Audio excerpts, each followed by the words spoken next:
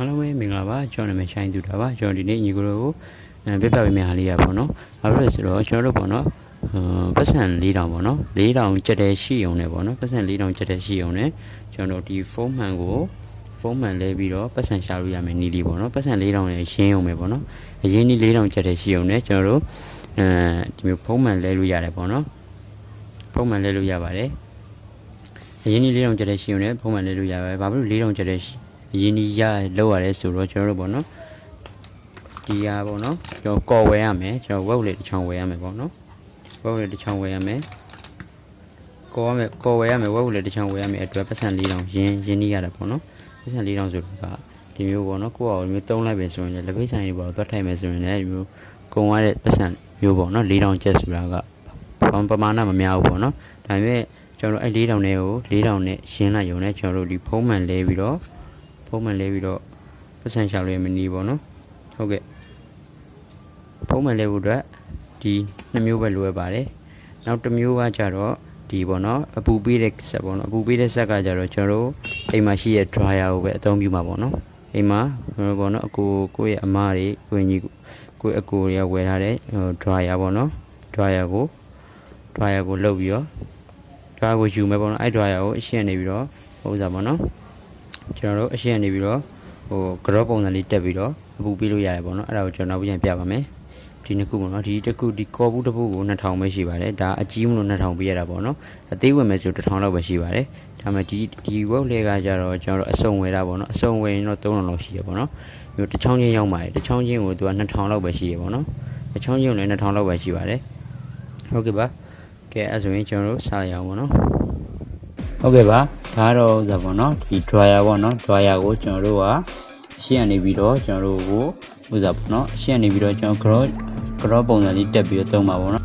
ဒါကတော့ကရုစကူပေါ့နော်ကရုစကူပါအဲ့ကရုစကူကိုဒါကတော့ကျွန်တော်စာအုပ်ဖုံးကကရုစကူပေါ့နော်အဲ့စာအုပ်ဖုံးစကူကရုစကူဖြုတ်လိုက်တယ်ဖြုတ်ပြီးတော့ကျွန်တော်တိတ်လုံးမယ်ပေါ့နော်အဲ့ဒီတိတ်နဲ့ကျွန်တော်ကတ်မှာပေါ့နော်အဲ့ဒီဥစားကိုကျွန်တော်စာအုပ်ဖုံးကကရုစကူဖြုတ်လိုက်တယ်ဖြုတ်ပြီးတော့အမျိုးပေါ့နော်လိမ့်လိုက်တယ်ပေါ့နော်ကြောပုံစံလေးလိမ့်လိုက်တယ်ပေါ့နော်ကြောပုံစံလေးလိမ့်မယ်လိမ့်ပြီးဆိုတော့လည်းလိမ့်လိုက်မယ်ပေါ့နော်လိမ့်လိုက်မယ်ထိတ်ကိုချွန်နေအောင်လိမ့်လိုက်ပေါ့နော်အပေါက်လေးတိတိလေးဖြစ်သွားအောင်ချွန်နေအောင်လိမ့်လိုက်ပါချွန်နေအောင်လိမ့်လိုက်ပြီးဆိုတော့လည်းကျွန်တော်တို့လိမ့်လိုက်ပေါ့နော်လိမ့်လိုက်ပြီးဆိုတော့လည်းကျွန်တော်တို့တိတ်နေပေါ့နော်တိတ်နဲ့ပတ်ချလိုက်ပေါ့နော်ဒါပုံစံလေးမပြတ်သွားအောင်တိတ်နဲ့ပတ်ချလိုက်ပါတိတ်နဲ့ပတ်ချလိုက်မယ်တိတ်နဲ့ပတ်ချလိုက်မယ်နောက်ပြီးရင်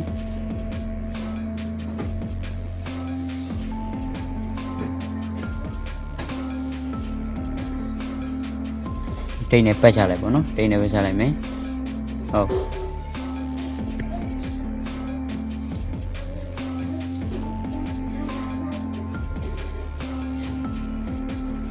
တိတ်နဲ့ပတ်ချလိုက်မယ်တိတ်နဲ့ပတ်ချလိုက်ပြီဆိုတော့လည်းကတော့ပုံစံဖြစ်သွားပြီပေါ့နော်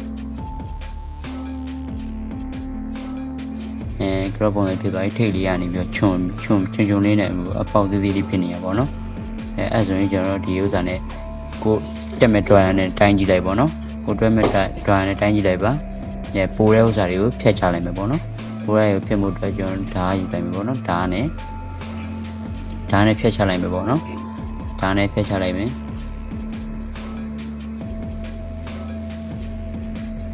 ဓာတ်နဲ့ဖျက်ချလိုက်မယ်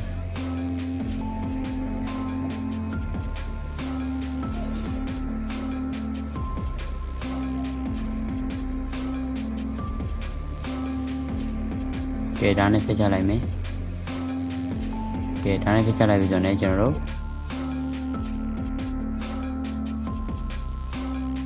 ဒီမှာပေါ့နော်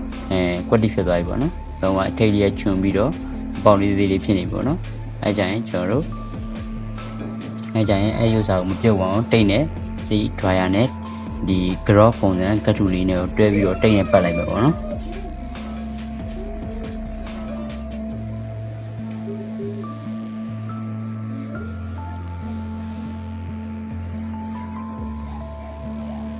တိတ်နဲ့ပတ်လိုက်မယ်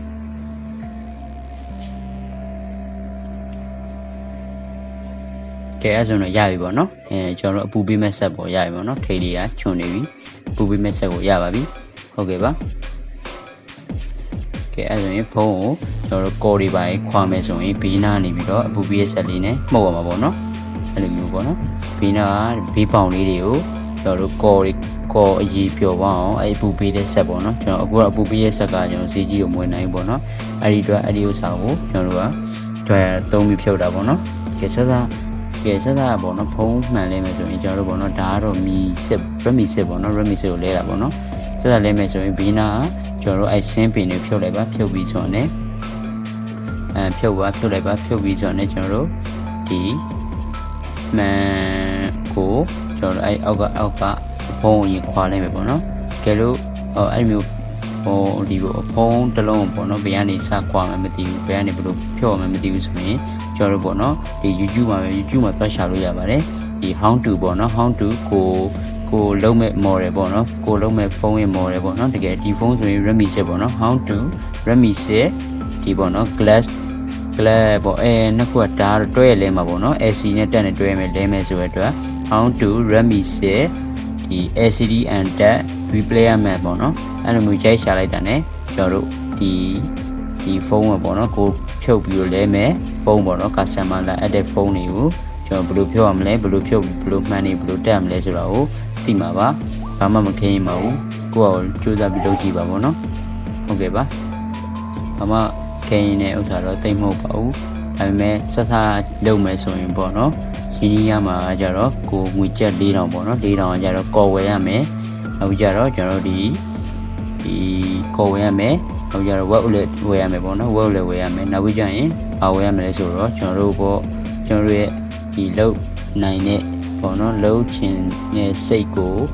မွေးရမယ်ပေါ့နော်အဲ့ဒီ၃မျိုးပဲလိုအပ်ပါတယ်ကဲလုံကိုဘာမှမဆိုလုံနိုင်တယ်ဆိုတော့စိတ်ကိုမွေးပြီးတော့လုံတယ်ဆိုရင်ဖြစ်ပါတယ်လုံကြည့်ပါကျွန်တော်လည်းဘာမှသင်တန်းနဲ့တက်တာတော့မဟုတ်ပါဘူးဒါပေမဲ့ကျွန်တော်လည်းအမျိုးဒီ YouTube ကနေလေးလာပြီးတော့လုံကြည့်နဲ့ပြေးနဲ့တက်သွားတာပေါ့နော်ဟုတ်ကဲ့ပါအခုလည်းကျွန်တော်တက်သွားပြီဆိုပေမဲ့လည်းအရင် join တော့မဟုတ်ပါဘူးကျွန်တော်လည်းလုံးနိုင်တော့လေးလုပ်ကြည့်ရပါတော့ဒီကိုတို့လည်း share နိုင်တော့လေး share ပေးတာပါဟုတ်ကဲ့ပါကဲအဲ့ဆိုရင်ကျွန်တော်တို့ဒီမှာပေါ့နော်အဲ့ဒီ net တွေကိုချွတ်လိုက်မယ် net တွေဖြုတ်ဖို့အတွက်အဲ့ဒီ net တွေဖြုတ်ဖို့အတွက် web လေးတစ်ချောင်းပေါ့နော်ဒါပေမဲ့အိမ်မှာရှိ web လေးမှာကျတော့အရင်ကြီးလို့လည်းမရဘူးပေါ့နော်ဒီ web လေးကျတိတိလေးဆိုတော့ဒီဟို net ကောင်းလေးတိတိလေးဆိုတော့ဒီ web လေးတိတိလေးဝယ်မှအဆင်ပြေပါပေါ့နော်အဲ့ဒီအတွက်ကျွန်တော်2000ထည့်လိုက်တာပေါ့နော်2000ကိုက2000 4000ပေါ့နော်ကဲဖြုတ်လိုက်မယ်နောက်ပုံးလေးnet တွေကိုကျွန်တော်တစ်ခုမကြံဖြုတ်ပေါ့နော်တစ်ခုမကြံဖြုတ်တခြားကြည့်ဖြုတ်ပေါ့နော်ဒီသူကနည်းနည်းတော့ဥစားပေါ့နှုတ်ရပေါ့နော်ဖုန်းကဘာဖြစ်လို့လဲဆိုတော့သူကဒီနာနိုပုံစံလေးမိုက်ခရိုပုံစံလေးလောက်တာဆိုတော့နည်းနည်းတော့နှုတ်ပါတယ်ဒါမှတခြားလေးကင်ဖို့လိုအပ်ပါတယ်ကဲအဲ့မှာပေါ့နော်ခွာလို့ရမယ်ဒီလေကျွန်တော်တို့ဓာတ်လေးသုံးပြီးခွာတယ်ပေါ့နော်ကျွန်တော်တို့တချို့လူကြတော့ခွာတဲ့ဥစ္စာတွေရှိတယ်ပေါ့နော်ညက်တို့ပါတော့ဝယ်တယ်ကျွန်တော်တို့မဝယ်တော့ပါဘူးဟုတ်လို့ဆိုတော့ကျွန်တော်အိမ်မှာရှိတဲ့ဟာလေးနဲ့ပဲကိုယ့်အကိုအဆင်ပြေအောင်လုပ်လိုက်တယ်ပေါ့နော်ဘာဖြစ်လို့ဆိုတော့ကျွန်တော်အိမ်မှာရှိတဲ့ဒီဓာတ်နဲ့ပေါ့နော် break ဓာတ်ပေါ့နော်ခင်းချွန်တဲ့ဓာတ်ပေါ့နော်ခင်းချွန်တဲ့ဓာတ်လေးနဲ့ဝယ်ပြီးတော့ဝယ်ကြမလို့ပါဘူးကျွန်တော်အိမ်မှာရှိရပေါ့နော်တန်ကြီးအောင်တက်နေပေါ့နော်ဒါမသုံးနိုင်ကြလို့အဲ့လေးနဲ့ပဲကျွန်တော်လုပ်လိုက်တယ်ပေါ့နော်ဟုတ်ကဲ့ပါကျွန်တော်ခွာပွဲပေါ့နော်ခွာပွဲဆိုဒီမှာပေါ့နော်ပြီးတော့ battery ခွာမယ်ဆိုရင်ကျွန်တော်ပေါ့နော်ဒီအလုံးအသစ်တွေပေါ့နော်အလုံးအသစ်တွေကို battery ခွာမယ်ဆိုရင်ကျွန်တော်ပေါ့နော်ဒီ original battery ဆိုရင်ကျွန်တော်အဲ့မှာပေါ့နော် battery ပေါ်မှာအစလေးရှိတယ်ပေါ့နော်အဲ့အစလေးတွေကကော်ဒီပေါ့နော်အဲ့ဒီ battery အောက်ကိုကတ်ထားတဲ့ကော်လေးတွေပေါ့နော်အဲ့ကော်လေးတွေကိုကျွန်တော်အဲ့ဒီအစလေးကိုဆွဲခွာရတာ ਨੇ အဲ့ဆိုရင်ရပါပြီ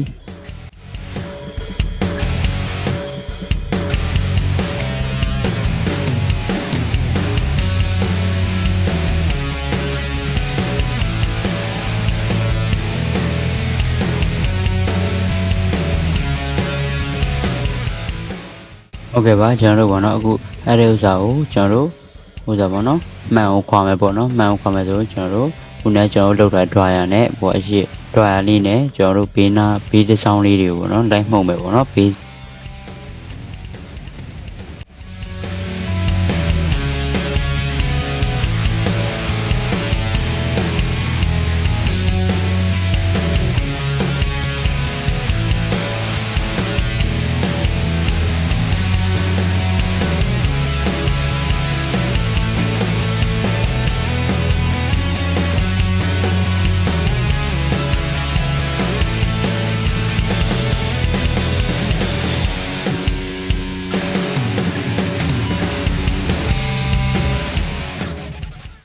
ဟုတ်ကဲ့ပါကျွန်တော်မှန်ခွာပြီးဆိုရင်ကျွန်တော်ပေါ့နော်ဟိုဘာလုပ်ရမလဲဆိုတော့ခုနမှန်ခွာထားတဲ့မှန်ခွာလိုက်တယ်ဆိုရင်ကျွန်တော်အောက်မှာပေါ့နော်ကော်တွေကျန်ခဲ့တယ်ပေါ့နော်ကော်တွေကိုခွာမရမှာပေါ့နော်အဲ့ကော်တွေကိုအရင်ခွာမယ်ခွာပြီးဆိုရင်ကျွန်တော်အဲ့ကော်တွေတုံးကတန်ရှင်းလုပ်ပြီးပြီဆိုရင်ကော်တွေတစ်စက်မှမရှိဘူးဆိုရင်ကျွန်တော်မှန်ဆလဲလို့ရပြီပေါ့နော်အဲ့ကော်တွေကတကယ်လို့မခွာဘူးဆိုရင်အဲ့ဒီကော်တွေကနေပြီးတော့မှန်ကိုဒီအသားမကျတာဖြစ်တယ်ပေါ့နော်ဒီမှန်ကြွနေရတယ်ဖြစ်တတ်ပါတယ်အဲ့တော့အကော်တွေကိုလုံးဝပြောင်းရှင်းမှရမှာပါဟုတ်ကဲ့ပါ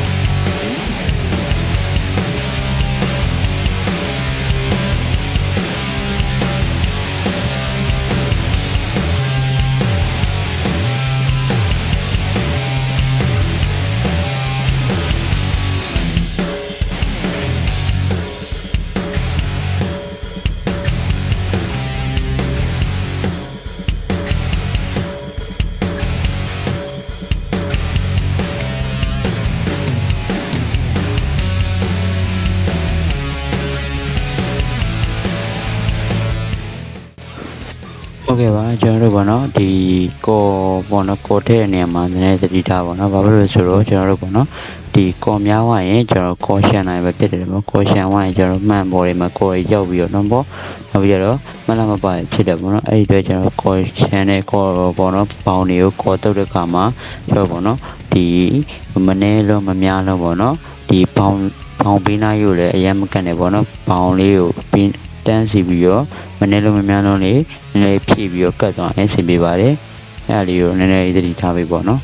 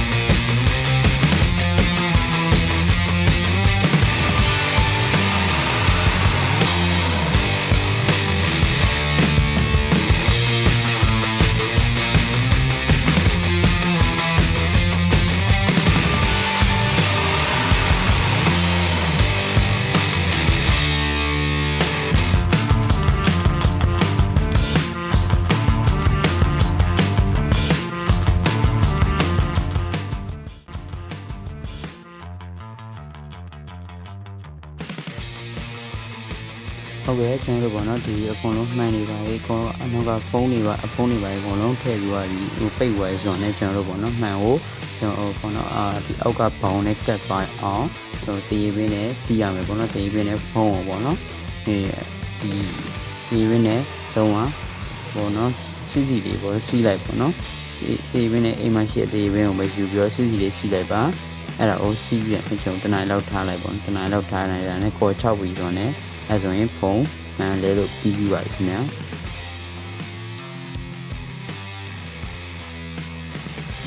ဟုတ်ကဲ့ပါအားလုံးပဲကျေးဇူးများတင်ပါတယ်ကျွန်တော် channel လေးကိုလည်း subscribe လေးလုပ်ပေးပါကျွန်တော် page ကိုလည်း like and follow လေးလုပ်ပေးကြပါအားလုံးကျေးဇူးများတင်ပါတယ်နောက်တဲ့ video မှာပြန်လည်ဆုံတွေ့ကြပါမယ်ပေါ့နော်